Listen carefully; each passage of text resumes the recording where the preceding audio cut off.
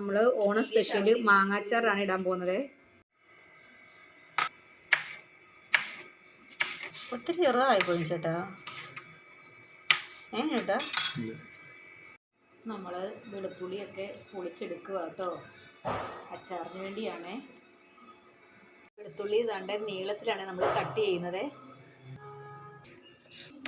പച്ചമുളകും ഇഞ്ചിയും വെളുത്തുള്ളിയും മാങ്ങയും നമ്മളെല്ലാം അരിഞ്ഞു വെച്ചിട്ടുണ്ട്. ഇനി നമുക്ക് എന്തൊക്കെയാണ് വേണ്ടതെന്ന് നോക്കാവേ. ഇതിലോട്ട് ആവശ്യത്തിന് ഉപ്പിട്ട് കൊടുക്കാവേ. ഇത് നല്ലതുപോലെ ഇളക്കണവേ. നമുക്ക് അരമണിക്കൂർ ഉപ്പിട്ട് വെച്ചേക്കാം. അപ്പോൾ ഉപ്പൊക്കെ നല്ലതുപോലെ പിടിച്ച് ഇരിക്കുവേ. ഒരു ചട്ടി അടുപ്പത്ത് വെച്ച് ചൂടായ ശേഷം എണ്ണ ഒഴിച്ചു കൊടുക്കുക. ഇത് കായം ഇടാവേ, അത് മൂപ്പിച്ച് മാറ്റാം ആദ്യം തന്നെ.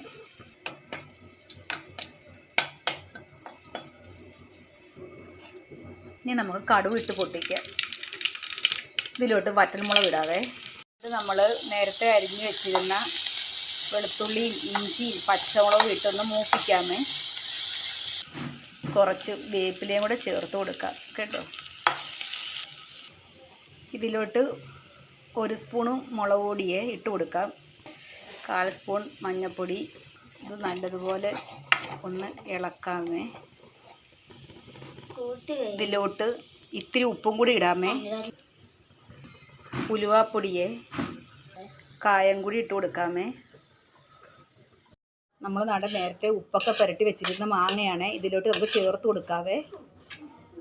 കാശുടെ വാരിയിട്. എങ്ങനെ വാരിയിടും?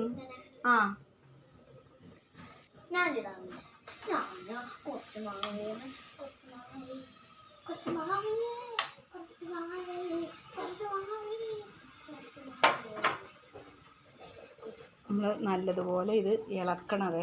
എല്ലായിടത്തും അരപ്പ് പുരടത്തക്ക രീതിയിൽ നമ്മളിത് ഇളക്കി കൊടുക്കണം. അച്ചാറ് നല്ല രീതിയിൽ ഇളക്കി കൊടുക്കണമേ. എന്നാലേ നമുക്ക് ആ ടേസ്റ്റൊക്കെ കിട്ടത്തുള്ളൂ. മണമൊക്കെ വരുന്നുണ്ട് കേട്ടോ. ചെറിയ പാത്രമായോ എന്നൊരു ഡൗട്ട്.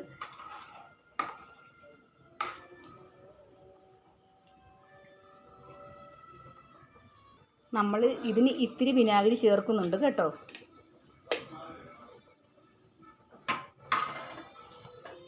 ഇതാണ്ടേ മാങ്ങാച്ചാർ ഇവിടെ റെഡി ആയിട്ടുണ്ട് കേട്ടോ കൂട്ടുകാരെ. അപ്പോൾ എൻ്റെ വീഡിയോ കണ്ട് ഇഷ്ടപ്പെട്ടാൽ എല്ലാവരും ലൈക്കും കമൻറ്റും ഒക്കെ ചെയ്യണം കേട്ടോ. Okay, bye bye.